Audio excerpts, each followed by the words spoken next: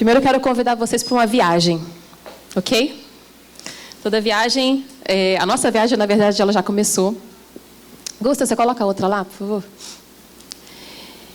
E a gente começou, nosso ponto de embarque foi ali, descobrindo a nossa identidade.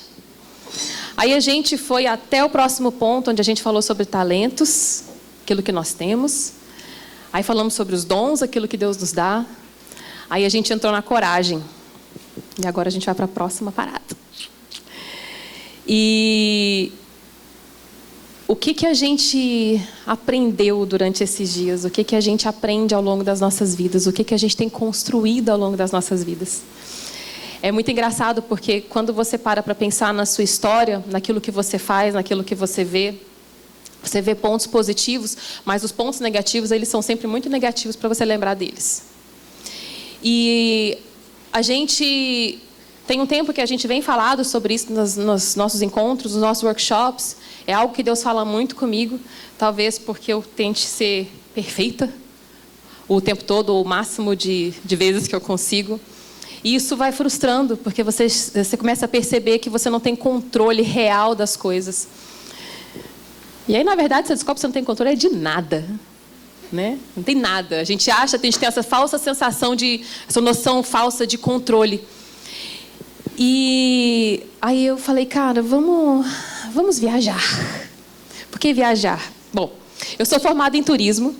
E como a maioria das pessoas pensam, quem forma em turismo é porque gosta de viajar. Ok, isso é uma verdade, mas não é só isso. Mas vamos ficar nessa primeira parte, porque é a mais legal. E tem várias coisas que eu gosto muito na vida, assim. Mas tem 3 que eu amo. Viagem, fotografia e café. Pra vocês teriam uma ideia, eu ganhei de casamento 4 máquinas de café, daquela Nespresso. Tamanha a fama da pessoa. Quando eu comecei a namorar meu marido, ele, não gosto de café, não gosto de café. Falei, então bora ali no France Café, que eu gosto do café. Agora é assim, vamos fazer um café para nós dois? Aí eu, não, hoje eu não estou afim do café. Mas por que eu estou brincando a respeito disso? Vamos falar da ideia da viagem. Como a gente colocou ali, a gente embarcou em um momento e a gente vamos para as próximas paradas. Que para você ir numa viagem, você precisa de algumas coisas. E uma delas, você precisa de um mapa. Imagina que você já chegou no local. Todo mundo comigo? Embarcamos, chegamos no avião, descemos ali, a gente vai para um lugar. Você precisa de um mapa. A pastora Renata precisa de um mapa, eu preciso do Google. A gente viajou recente e ela com o mapa resolvia tudo e eu no Google. Vai para cá, vai para lá, mas é tudo certo. Mas você precisa de uma direção, alguém para te dar uma direção. E quando você chega nesse lugar que você pega esse mapa, você tem 2 escolhas. Ou você só vai nos lugares turísticos, todo mundo vai, às vezes você conhece, às vezes não.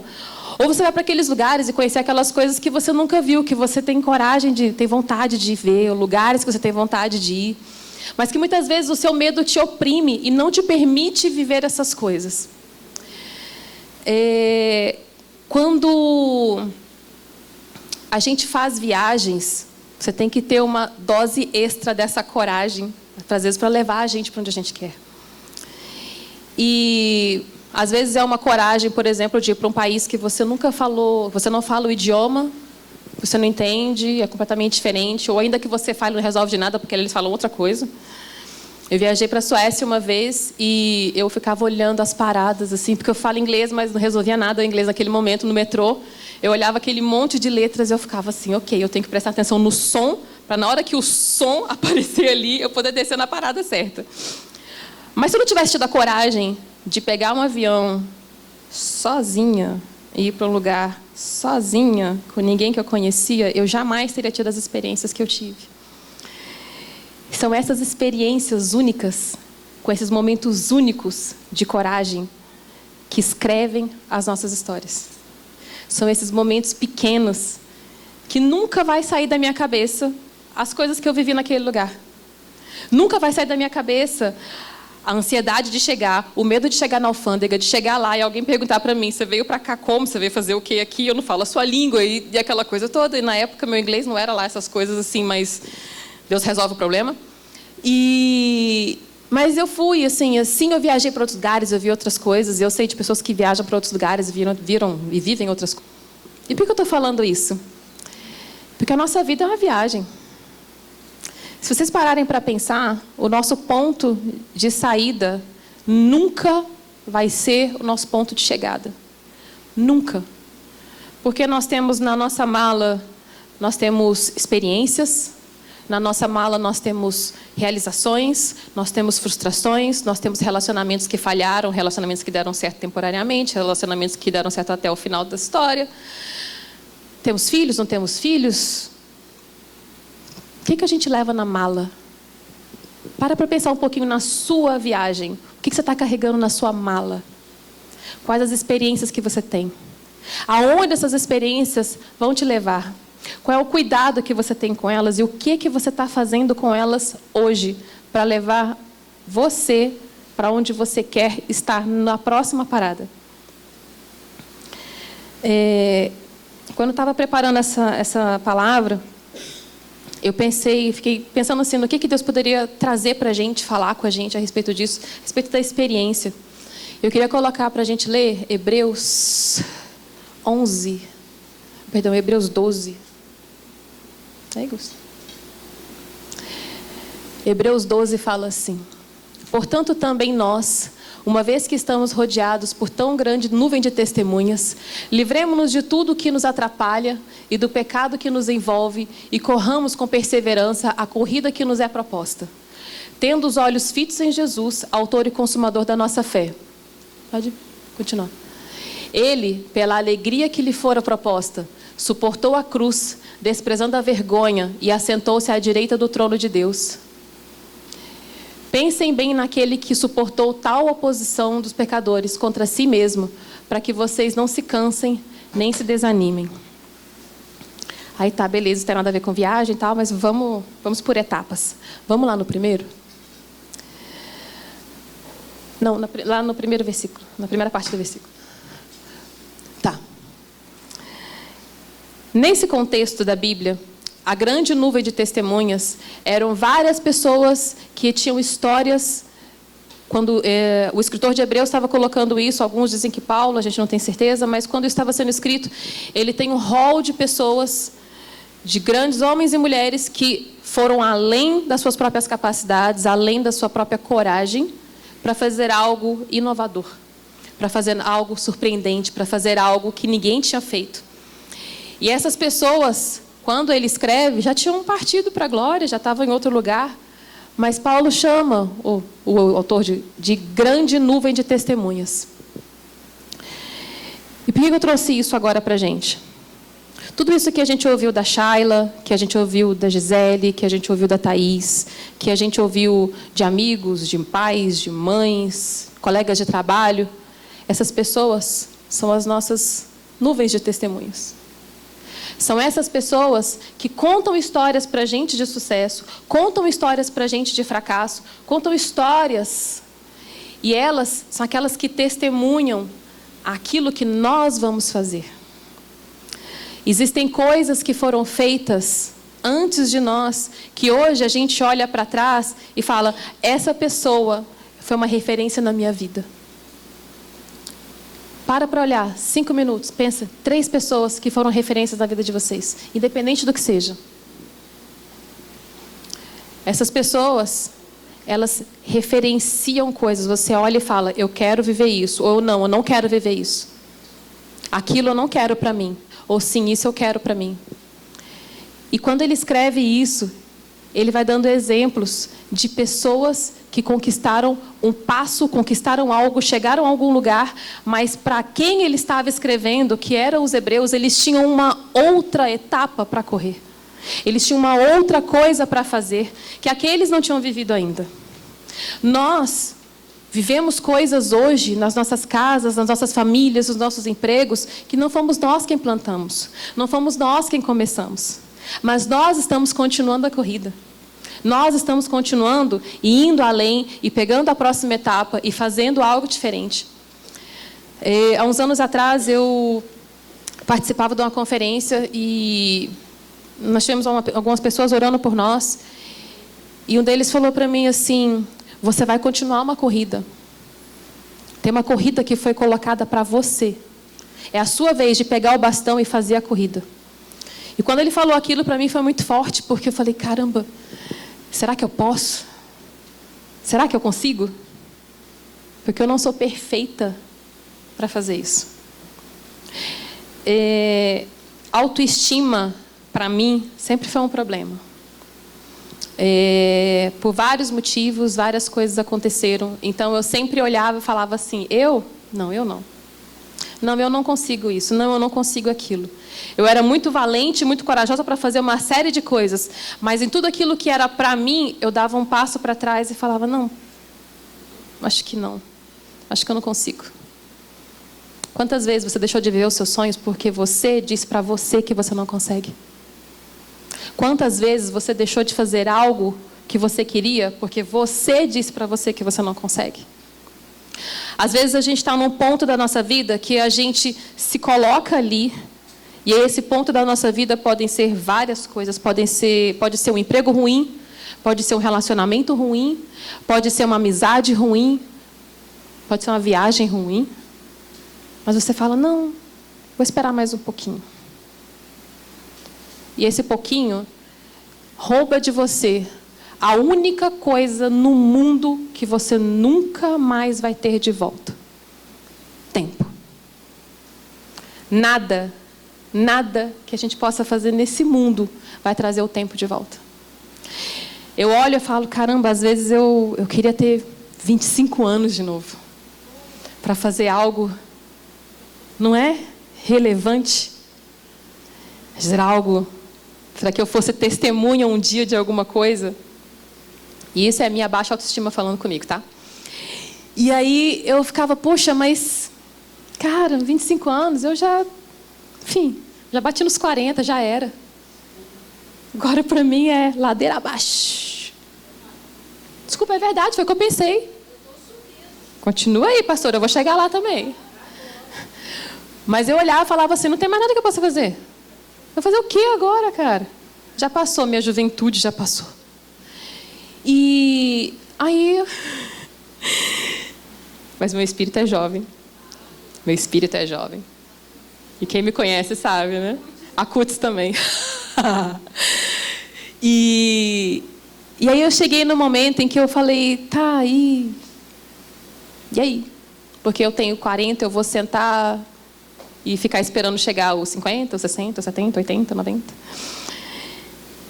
Eu estava até conversando com a Gisele há uns anos. Eu participei de um processo de coaching para certificação. Quem estava lá lembra. Foi uma tragédia. Porque no primeiro dia você chega lá com uma intenção. Quem já fez por um processo de terapia sabe do que eu estou falando.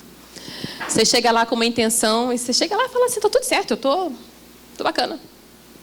Várias coisas escondidas debaixo, né, do travesseiro, do sofá, da mesa. E eu cheguei lá: está tudo certo. Vamos embora nessa, ajudar as pessoas e tal. Aí, no primeiro dia, o dia inteiro, né? O professor virou e falou assim: quais são os seus sonhos? Aí eu...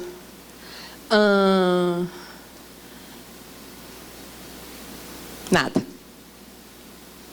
Aí depois ele: pelo que as pessoas te invejam? Quando ele falou aquilo, eu abaixei a cabeça. Falei: primeiro, por que alguém tinha que me invejar? Segundo, inveja do quê, pelo amor de Deus? E aí eu fiquei... Aí chegou um momento que eu levantei a mão e falei: vem cá, e se eu não conseguir responder nada?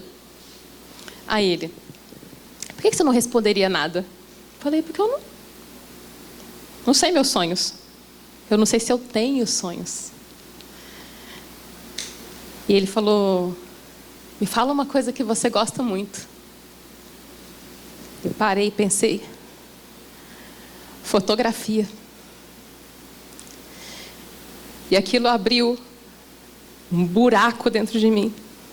Porque pela primeira vez Eu virei e falei, eu estou vulnerável e eu me apresentei como eu realmente sou.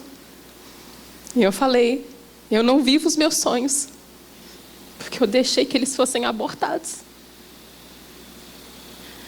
Eu posso culpar qualquer pessoa, mas a única responsável por isso sou eu. E aí você pensa, puxa, fotografia. E logo depois, tem um TED que eu amo, e fica a dica, O Poder da Vulnerabilidade, da Brené Brown.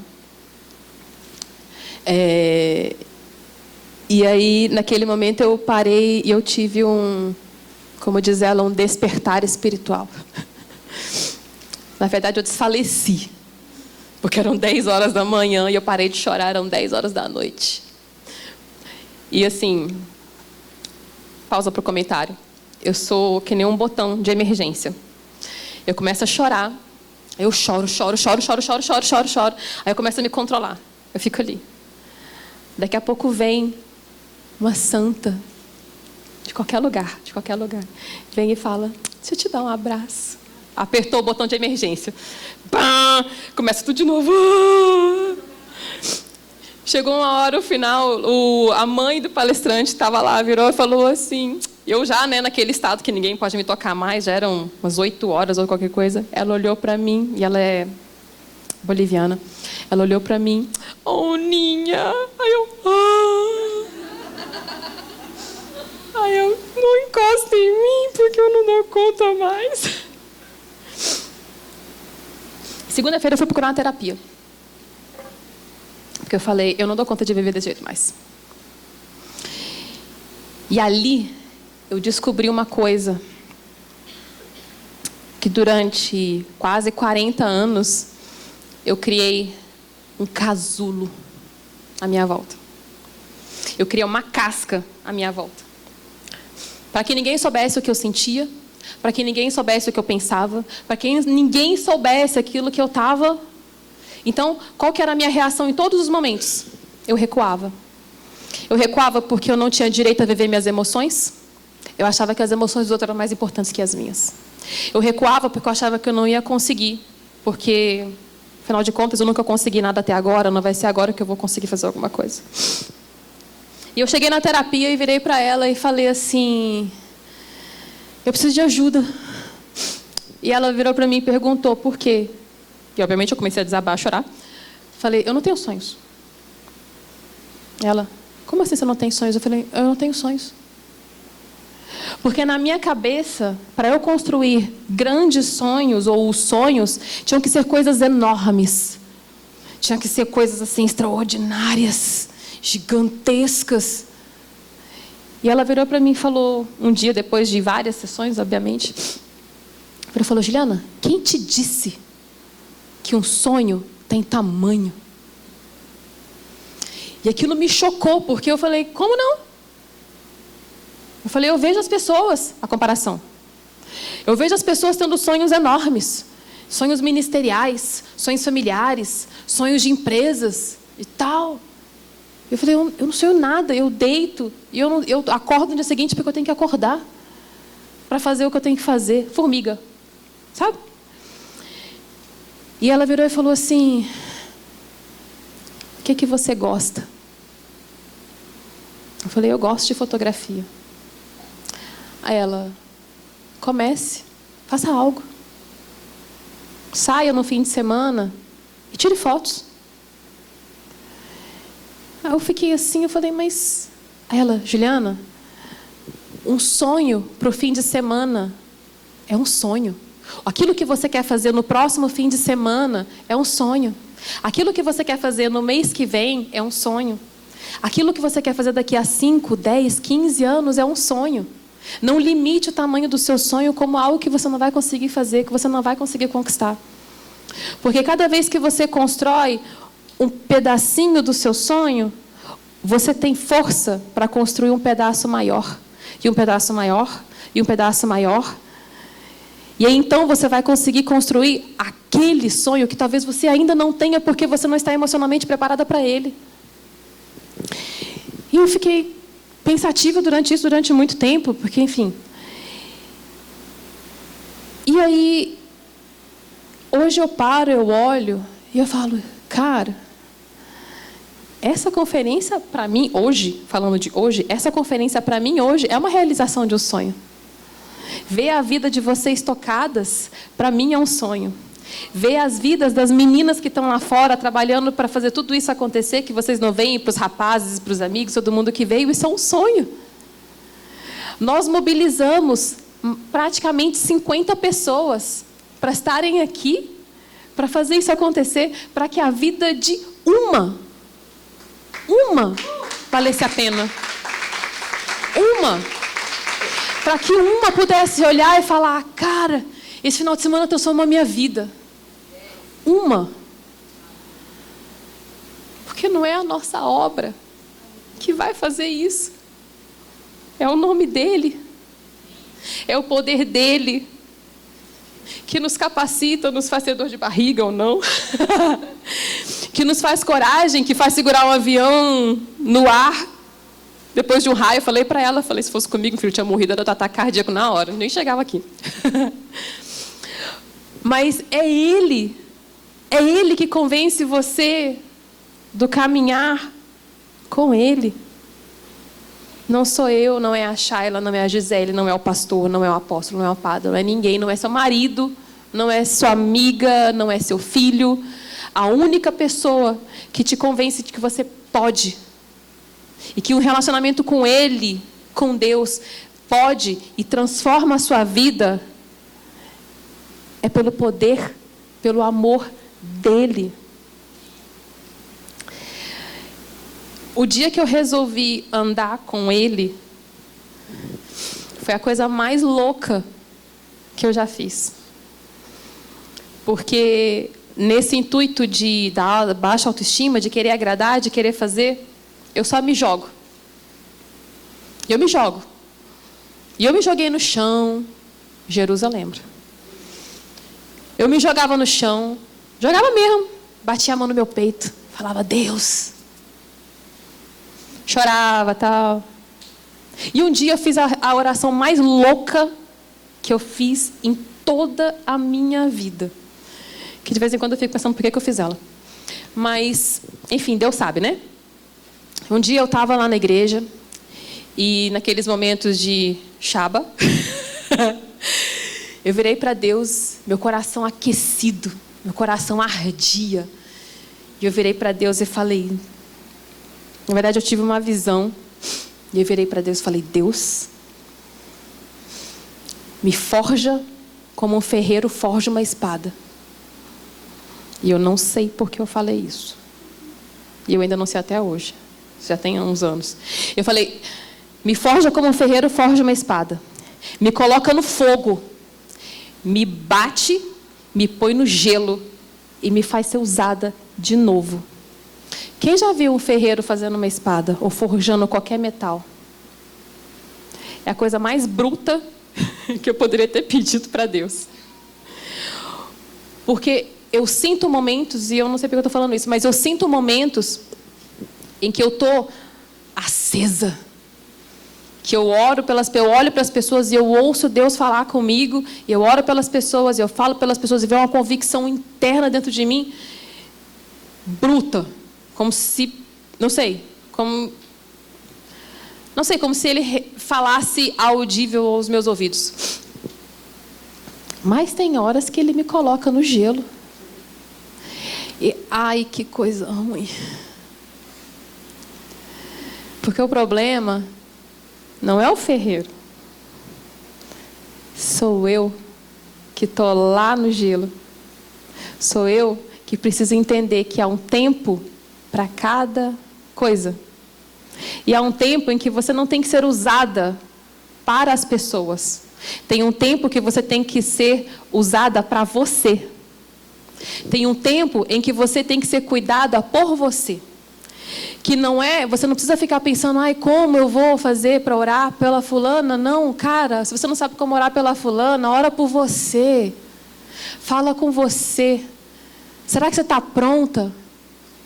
Será que você está preparada? para tudo que Deus tem para fazer? A gente não vai estar pronto para fazer algo por outro, não é isso que eu estou querendo dizer. Mas será que você está pronta para você? Será que você está disposta a abrir mão daquele orgulho? Será que você está disposta a se humilhar diante de Deus e falar assim: Senhor, eu quero muito isso, mas eu te entrego. Será que a gente está pronto para isso? E eu olho às vezes e eu fico, mas e aí? E a nuvem de testemunhas? E aquilo que foi construído antes de mim, o que eu vou... Cadê o negócio? Cadê as coisas, né? E Deus colocou no meu coração Eclesiastes 3. E isso é um versículo que fala comigo há muito tempo. E ele fala que há um tempo determinado para todas as coisas.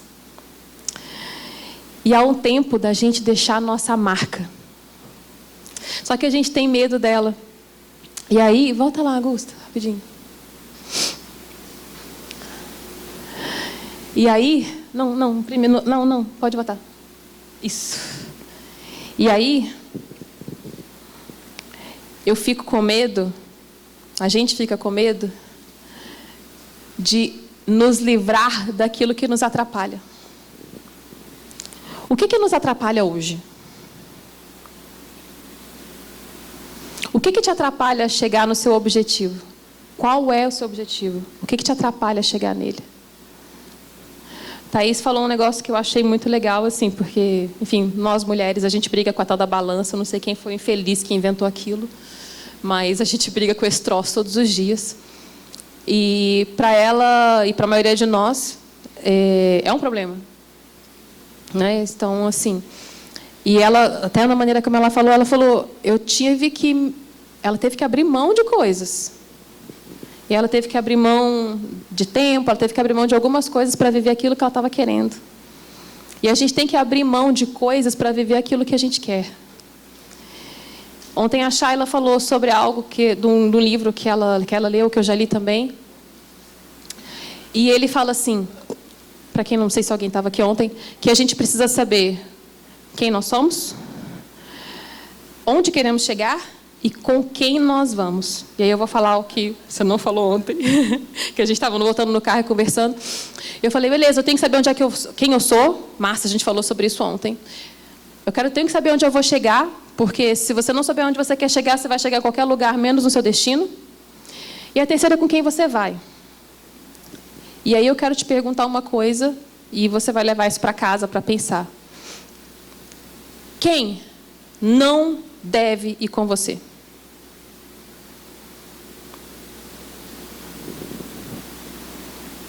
Quem não deve ir com você para onde você quer chegar? Porque muitas vezes a gente quer levar um monte de gente. A gente quer levar os amigos, não sei o quê, papapá e tal. Quem não vai com você? Porque isso é uma pergunta muito importante. Porque às vezes a gente não sabe o quem sim, mas a gente tem que saber o quem não. Quem não nos leva aos nossos objetivos, quem não nos leva ao propósito que a gente quer, quem não nos leva a fazer aquilo que a gente está querendo. Numa alegoria bem simples, é aquele colega de faculdade que fica te enchendo a paciência o tempo todo e na hora da prova ele quer a sua cola. É aquele amigo que te boicota, cara. É aquele relacionamento que te boicota. Sabe qual é?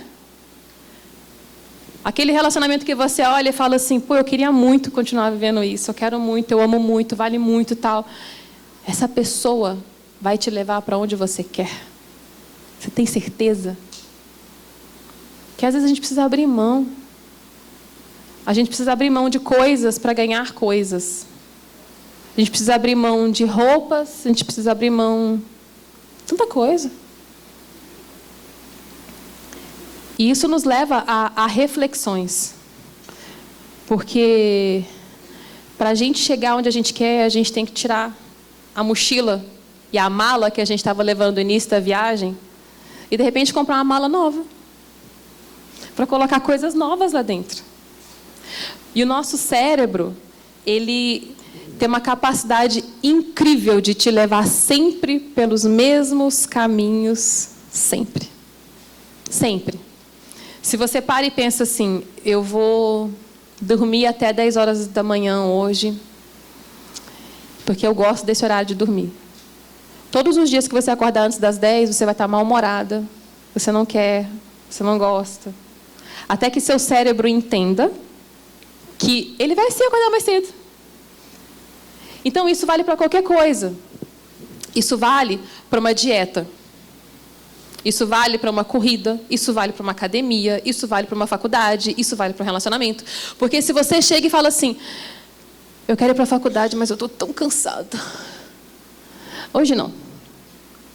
Amanhã não. Depois não. Depois não. E aí passaram-se 5, 10, 15 anos. E você, puxa, agora eu não vou mais porque já passou tanto tempo. Agora eu não vou sair desse relacionamento porque já tem tanto tempo. Eu agora já não... Porque tem tanto tempo. Quais são as coisas que nos atrapalham? Quais são as coisas que nos dificultam a corrida? Essa corrida da vida, ela é muito interessante, porque, que a gente falou no começo, né? Nós somos seres que a gente chega aqui com prazo de validade na coxa, a gente só não enxerga. Então, a gente tem um prazo. Então, assim, na melhor das hipóteses, são 120 anos. Dificilmente passa disso. E eu nem sei se a gente gostaria de chegar até lá, né? Porque, enfim. Mas, no máximo, na maior das hipóteses, 120 anos. Depois desse prazo, você virou nuvem de testemunha, mas alguém ficou aqui. Você, numa corrida de bastão, o corredor, ele corre numa linha, eles são 4. Né? Então, eles pegam o mesmo bastão e eles têm que correr e entregar para o outro, correr e entregar para o outro, correr e entregar para o outro. A primeira parte da corrida, ele vai, só que ele tem uma área de transição. Então, ele está correndo, ele está com o bastão na mão, e o outro, que está ali na frente, ele começa a correr. Para que no momento em que os dois estejam exatamente na mesma velocidade, ele entregue o bastão e parta para o próximo. Como está a sua corrida? O que você está fazendo na sua família? Qual é o bastão que você vai passar? Como você está preparando o seu emprego, a sua igreja, os seus amigos? Qual é a marca que você vai entregar? Qual é a marca que você vai passar para frente? O que você está construindo hoje? Porque isso é a grande beleza da vida. Não é aquilo que eu fiz, é aquilo que eu vou deixar. É aquilo que vai encontrar lá na frente aqueles que vão continuar aquilo que nós começamos.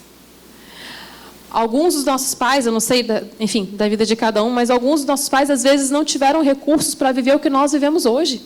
Meu marido fala sempre, eu conheci os Estados Unidos com 50 e tantos anos. Meus filhos foram para os Estados Unidos com 20 e poucos.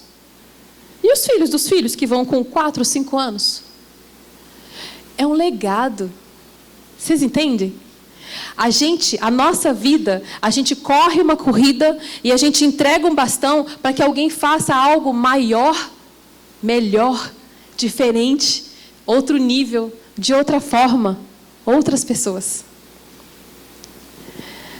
Como que a gente vai fazer isso? A gente tem que ter perseverança para correr a corrida que nos é proposta. A corrida que nos é proposta é aquela corrida que é a sua vida. Não é a vida da Shayla, não é a minha vida, não é a vida da sua mãe, não é a vida do seu marido, é a sua vida. É a sua história, é a sua viagem, é a sua corrida. É a sua vez de fazer alguma coisa. É a sua vez de dar sentido à história. Martin Luther King foi um cara fantástico. E ele se posicionou na frente de milhares de pessoas numa época em que o racismo era uma coisa absurda nos Estados Unidos. Ele se posicionou e falou: eu tenho um sonho. Eu tenho um sonho de ver essa América transformada. Eu acho que ele nunca imaginou na vida que um dia os Estados Unidos teriam um presidente negro.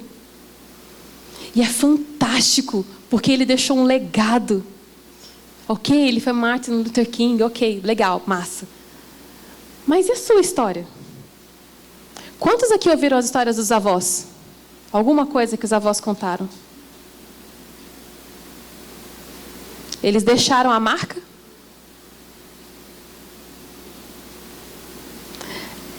Meu avô é vivo ainda, ele completou 89 anos agora.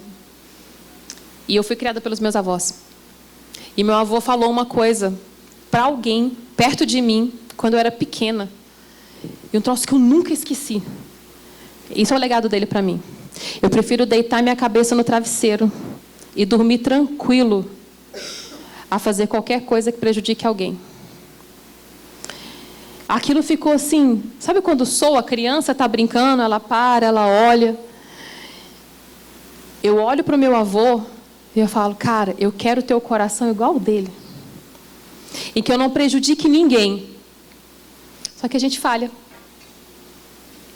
E aí? E aí que você começa de novo.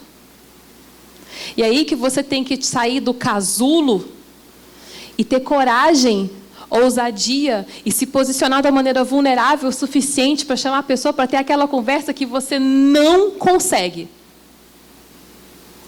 Porque vulnerabilidade é contato. Vulnerabilidade é compaixão com o outro. Vulnerabilidade é você abrir seu coração e falar: você me magoou. Vulnerabilidade é você virar para o outro e falar assim: me perdoa, porque eu não consegui entender você. Vulnerabilidade é você ser você. Deus não criou a gente com espírito de medo. É ousadia. É bravura. E a gente precisa perseverar. A gente precisa perseverar.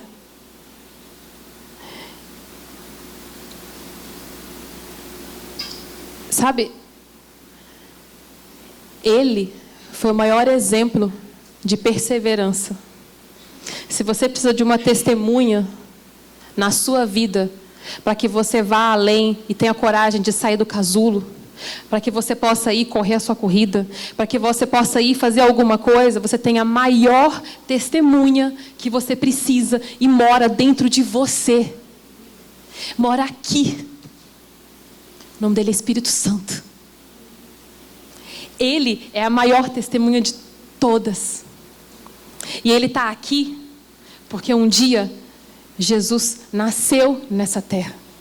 Ele está aqui porque um dia Jesus se colocou vulnerável naquela cruz. Ele se colocou ali e falou: está consumado. Porque ele morreu e ele ressuscitou ao terceiro dia para que hoje nós tivéssemos esse Espírito que testifica o amor, que testifica a graça, que testifica tudo aquilo que a gente quer viver e fala assim: nós temos perseverança suficiente para viver isso. Mova-se.